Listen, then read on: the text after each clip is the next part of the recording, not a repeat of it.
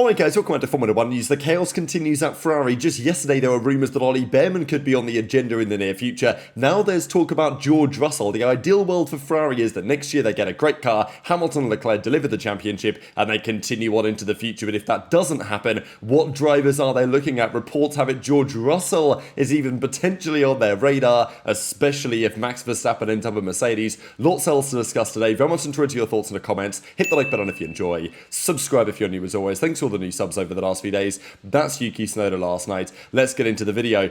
Mickey's talking about Red Bull and Racing Bulls and Tsunoda. There's an increasing feeling here that Mickey's is more keen to keep Tsunoda on board than Helmut Marko is. So as it stands, they're at a bit of a standstill there. They have said that they will make the decision before Abu Dhabi, but as it stands, despite the fact that even though the recent rounds haven't been quite as strong, Isaac Hadjar is still pretty undeniably, I think, the rookie of the season.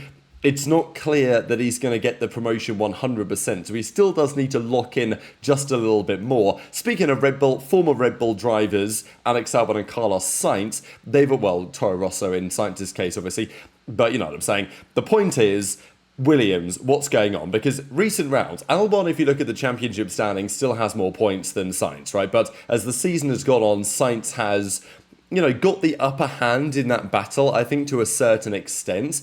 And there's some discussion on why that is and how they can help Albon, because the last few rounds Albon has been struggling. Sainz has made it deeper. It's not like he's had fantastic Grand Prix, right? Mexico was not a good one, but Alex Albon has been struggling compared to early in the season, that's got to be said. So there was some discussion about this. It appears that they've found performance, certainly on Sainz's side of the garage, by exploring more extreme setups. We know that Albon talked about this with respect to Verstappen and said that Verstappen is driving on maximum sensitivity, and Albon really struggles with a car that is that sensitive. Now, it appears that Sainz also is pushing Williams in a direction, at least, it works for him, right? It helped his performance on that side of the garage that's a bit sharper, really, at the front end and gives a little bit less flexibility. Now, Albon isn't as happy with that, right? And it appears that Williams are looking to see if they can give him a more consistent car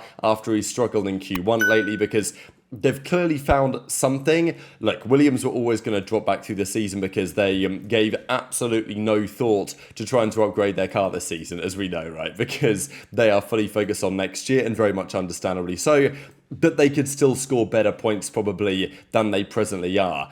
Couple of quick things on the championship battle. Lando Norris, if he does finish on the podium for the next 4 rounds, it's far from guaranteed he wins the title in that scenario, but of course it would be a good help. He would become the 10th driver in history with the best percentage of podium finishes in a single season. So if Lando were to be on the podium in all 4 upcoming rounds, he would be on the podium 20 out of 24 times, which he's already broken the record of the McLaren driver with the most podiums in a season. Yeah, there are far more Grand Prix now, arguably, than there used to be, but I still thought that was pretty interesting. The other thing on McLaren is their Las Vegas performance, because this is a key question going into the upcoming rounds. Brazil, we're expecting the usual suspects to be strong, but Las Vegas is a very big question mark, because the last 2 years, McLaren have struggled heavily around that circuit. The best finish they've had in the last 2 Grand Prix is like 6th and 7th, right? Can you believe it? So why is that the case? Is it going to be better this year? Andrea Stella says they believe that this car should be somewhat better suited. So we'll see. But that is going to be a crucial weekend, right? Because I feel like Las Vegas is going to be a Grand Prix where Max has to win. And I mean, kind of all the Grand Prix Max has to win, but he's got to win, and he's got to hope that McLaren are quite a way off the pace. They're not so convinced that's going to happen, though. McLaren are pretty confident they'll wrap up the driver's title, but with which driver? Now, speaking of strategy, especially because Qatar's coming up, and we saw this a couple of years back, when the tyres were getting ripped apart by the curbs in Qatar, and they had to mandate a multi-stop strategy. There is some talk about mandating 2 stops. So we saw this in Monaco, right? The 2-stop mandatory strategy. And look, does it add something to Monaco? Probably yes. But is it great? No, I mean, it's still the Monaco Grand Prix. It's all about qualifying on the Saturday. Now, this is a very interesting suggestion. I don't think this would fully solve one of the issues we're currently having, but it is something to think about. To be honest, if you'd have asked me for the last couple of years, if you could make one change to F1, what would it be? I would have probably said mandate the use of all three compounds during a race. And I am somewhat unsure if that's like 100% a great idea now I've thought more about it. But I still tend to think it would be better than what we currently have. Now, there is pros and cons to this, and we'll get into it. The article describes, the point is they're trying to make the Grand Prix more entertaining. I mean, for example, they've increased the pit lane speed limiter in multiple Grand Prix now because they're like, well, if the speed limit is higher, that means teams can do quicker pit stops and therefore they can do more stops. There is undoubtedly a correlation between more pit stops and a better race. It just adds more drama, it adds more different strategies, although if it's mandated, there are some questions about whether it really does that. But look, if you give me a 4-stop or 3-stop race, it's pretty likely that's going to be a better Grand Prix than a 1-stop race. And lately we're seeing a lot of 1-stops because overtaking is difficult with the dirty air. It is faster for overall race time, even to run a soft and a medium. Like, the fact that the soft and the medium can run until the end of the Grand Prix, no questions asked, is outrageous in the first place, right? I think Pirelli and the tyre compounds are probably the primary issue here, right? If the tyre compounds behaved as we would wish that they did, I don't think this would be much of a conversation. But right now, the field is tightly packed. Overtaking is challenging. Dirty air is a big problem. So it's much faster most of the time to 1-stop and really drive within yourself as a driver than 2-stop and have to make your way through traffic. If traffic wasn't a thing, the 2-stop would often be faster or at least comparable. But in recent weekends, we've seen the 1-stop has been usually the dominant force, because it's just better to get track position, right? So the point is, maybe to spice up the races, we need another way to encourage the teams to go for a pit stop. So there's a couple of options here, and we're talking about forced multiple stops. These are the ideas. Either you mandate the use of all compounds. So currently there is a rule, you can't just do what you want. You have to use 2 different tyre compounds. Unless, of course, it rains, then you can do what you want. But you have to use soft and medium, soft and hard, medium and hard, whatever, at least, right? You've got to use 2 of the 3. You could say you've got to use all 3, right? And that would actually, I think, make things very, very interesting. I prefer that approach to saying you have to 2-stop, but we're not going to mandate what compounds you use, although that would give the team still a bit more freedom. There's another option to say you can have a maximum mileage for each set, which must not exceed 45% of the race distance, would also be explored. Maybe that's similar-ish, but the issue is that's just very complicated, right? You've got to explain that to the fans. It's a bit of a challenge. I think the idea of switching from right now you have to use 2 different compounds to you have to use 3, that's a simple switch. It's something which is easy to explain. It also mandates a 2-stop strategy, but it does have other various implications as well. So what do we think about a mandatory 2-stop? Because my opinion is the majority of Grand Prix will get more entertaining mandating a 2-stop. And because it will force the drivers to drive harder on the tyres they have. Especially if you mandate all 3 compounds, there's going to be so many different strategy approaches. Some teams will start on the hard, maybe they'll even try and pit after lap 1, kind of like some of the stuff we saw back in Monaco. Some of the teams will start on the soft, like they'll have all sorts of different ideas. What compound is best to start on? Do we get the hard tyre out of the way now? Or whatever the case is, right? There's a load of options. I think it will, for the majority of Grand Prix, make things more entertaining. But if you mandate a 2-stop, it's pretty rare you're going to get a 3-stop, right? Like, it's unlikely it's going to be faster to go for that approach, which means that the pit stop strategy is, from a strategic perspective in terms of compounds, it's probably going to be different. But in terms of when the teams pit and whether they can go for a 1-stop, that possibility is now eliminated. And we know that there are some fantastic Grand Prix where there's a 1-stop versus a 2-stop, right? Spain 2021, Russell 2024 in Spa, although, he got disqualified in the end, but the point still stands. And it was similar, of course, with Lando this year in Budapest, the 1-stop versus the 2-stop. they can be very entertaining races when they come down to the wire. One guy's gone for the 2-stop, the other's gone for the 1-stop.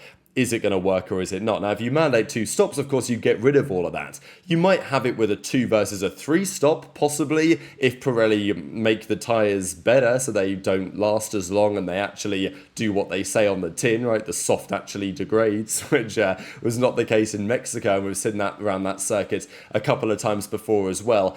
So, look, if I could press a button and do this, I actually think I would do it. It is controversial. Some think it's a terrible idea. I'm less convinced. I think that there will be some Grand Prix that are spectacular Grand Prix that we no longer get because of this rule. But I think on average, the entertainment value will probably increase if you did this. So I don't know what you guys think. I'm not really in favour of bringing in, new regulations generally. But it's not much of a change, right? If you go from, at least technically, you go from a 2 different compound mandate to a 3 different compound mandate, it's something to think about. But as I say, the reason why this is so relevant now is because the racing currently isn't very good. The cars are very similar in performance, dirty air's a factor, overtaking is very challenging. Teams, therefore, are just settling into a 1-stop race. Whereas next year, it could be a very different story. You've got energy deployment. The cars are probably going to be far further apart in terms of performance. You might not need it. Like, for entertainment value, next year, I'm not sure you need it. If I could press the button and do it for the rest of this season to see how it goes, yeah, I think I'd do it. But for next year, I think it's probably worth holding off. But tweeting your thoughts on all that stuff in a comment. Let's talk Ferrari, because Fred Vasseur is talking about F1 should be preparing for 2035. Of course, they're also talking about this next year, 2026 change of the 2-stop mandate potentially. But yesterday we saw rumours that they are certainly interested in the services of Oliver Bearman. This, as I said yesterday, will come as absolutely no surprise. Of course, after Mexico, it's a big talking point, but yeah, I think we've seen this coming for some time. Of all the potential Ferrari options over the next couple of years, Bearman looked the most promising. There has been some talk for some time that they could bring back Carlos Sainz. Don't think that's an impossibility. There's also been some talk from the Italian press that Hamilton's contract involves an extension into 2027, which he controls entirely himself. So with the rumours yesterday that Ferrari might decide to move on from Hamilton after 2026, there were rumours a little bit ago that if Hamilton wants to stay, he can, no matter the circumstances. But, if Hamilton really struggles next year and the car is terrible, is he going to want to stay? That's a good question as well. So we talked about the whole Bearman thing yesterday, but today things have kind of got more interesting because now there's another driver on the radar, and that comes in the form of George Russell. Now, I will say, Corriere, apparently the reports are from Corriere. Now, I'm imagining this was maybe printed in the actual paper form, because I tried to find the original article for this. I went through a load of the people who are reporting on this to try and find, and there's big publications talking about this report. Planet F1, various other reputable publications are reporting on this report, but none of them can link the original report. So I'm imagining this is one of those like gossip lines that's been written in the paper. So it's not really like there's a serious journalist who has sat down and put together a proper article on this, right? So it's definitely to be taken with a pinch of salt for sure, but would you be surprised if there was some truth to it? Not necessarily, because we know that Ferrari are all over the place as of late, and George Russell is, understandably, a hot commodity. So the rumour is, according to Corriere, as I say, probably a gossip column comment in the written paper, talk about George Russell, eyeing him up for 2027, because they will need some more drivers. Hamilton will retire eventually, and we know that there are questions on Charles Leclerc. I think that is one of the key points, right? Leclerc could think about getting out the door. Would I blame him? No. I mean, I could understand it, for sure, from Leclerc's perspective. If next year doesn't go to plan for 2027, he's got to look at some alternatives. Bearman, therefore, would be one to look at from Ferrari, but also what else is going on, right? We know that Verstappen will still be on Mercedes' radar, and if Mercedes dominate in 2026, Max Verstappen is going to try everything to get to Mercedes for 2027. That will probably succeed because Toto will want him as well. Will George want to stay in that scenario? Will George even get a choice? Will he be kicked out if Toto believes that Antonelli at some point could be better than George presently is at that moment? So it's very interesting development, really. There's also, I would say, some talk about McLaren. Not yet, but I don't imagine the Piastri-Lando duo is going to last forever. I think we'll put it that way. There was some talk not that long ago that Piastri was considered to be going to Ferrari as well. So it's all going on, right? And understandably, they have lots of different theories as to which driver that they might like Ferrari because, well, they need to at least consider a couple of options. Russell would certainly be among them. So, the feeling is he's fast, he's got elite technical feedback, he's got strong marketability, and he carries himself like a true gentleman, which is quite funny. So, anyway, that's the talking point from Corriere, that maybe Russell is on the radar there. Is that a possibility for George? Would it make sense for Ferrari or Mercedes, I guess you could argue? But also, what does it mean for their lineup, right? Like, in what circumstances would this apply? Is this a purely replacing Hamilton discussion? Or potentially, is this replacing a Charles Leclerc as well? Let's say Leclerc were to leave. The thing is, if Leclerc were to leave, where would he go, right? Because in this hypothetical world where Russell is going to Ferrari, maybe Leclerc ends up staying and this is a replacement for Hamilton. I mean, I think that probably makes more sense, I suppose, in the next couple of years. But then, what's happening at Mercedes? What's happening at Aston Martin? It's also a very good question if they're particularly competitive. Alonso might be out the door. Stroll, who knows, right? Maybe he'll still be there, but you know what I'm trying to say. Russell's been linked to that team potentially as well. They certainly would want him, right? So there's all sorts of moving parts in the market over the next couple of years. The idea of a Russell Leclerc or potentially some sort of Russell Behrman lineup. I don't know what you guys think about that. It would be really interesting to have like a couple of British drivers driving for Ferrari at the same time. It would feel kind of strange. But intrigued to your thoughts in the comments. Russell, I don't imagine that's going to be his number one target just because Russell wants to win a world championship. He may do it next year with Mercedes. I think he's got an excellent chance to do it if Mercedes deliver the car. And if that happens, he's not going to want to leave. And it's going to be very difficult to poach him, right, from Mercedes in that scenario. So I feel like the chances of this are very slim. And also Russell, he's going to see Hamilton leaving. He's going to see potentially Leclerc leaving a team that does not seem to be on a positive trajectory, and he's going to join. For Behrman, it's a no-brainer, right? Like if Behrman gets the offer to go to Ferrari, obviously you say yes. But if you're Russell, it's not so convincing at all, one way or the other. So intrigued to your thoughts on all that stuff in the comments below. Even Esteban Gutierrez was having some talk on Ferrari and says, look, there's lots of passion there, but it's a well-organised mess. And Lewis's performance hasn't been as bad as it looks, which is what we talked about yesterday. And I still think is fair, the talk about, okay, if Hamilton continues underperforming, they're going to get rid of him. I don't really think he is underperforming massively compared to where you might expect him to be, given the talent that Charles Leclerc is and the circumstances around the team. Next year, I think, will be critical, not just for Hamilton and for Leclerc, but also for the team, right, in terms of trajectory and, frankly, whether Fred Vasseur stays in that job too much longer. Speaking of Hamilton, just one final thing to share. Verstappen had a few words, actually, on the drama at Turn 1, Turn 2, Turn 3, and Turn 4 with Hamilton back in Mexico and said, that's racing, it's what we can do within the regs, it's what the stewards allow us to do, it's been done to me too, so why shouldn't I be allowed to do the same? It's the same for everyone, he says. And look, I agree, I think what happened at those corners was just racing, really. Should Max... What was outrageous about this to me is that Max sent it down the inside, used Hamilton's car as a brake, pushed Hamilton solely off the track, and somehow Hamilton was the one under investigation for that, right? So that's what was strange. It is ahead at the apex racing. That is where we are. But it also depends on the corner profile because some corners have a very tight entry. And therefore because now there's a new rule that says you need to be significantly alongside in the entry to the corner, and then obviously the ahead of the apex stuff. So you can't just send like a mega dive bomb from nowhere and say I was ahead of the apex anymore. That's the idea. But some corners, because of where you consider the entry to the corner to be, it's all very subjective, really. So anyway, they went racing. That's what they did. There were some punishments one way or the other. But hit the like button if you enjoyed. Subscribe if you're new. Take care. And I'll see you next time.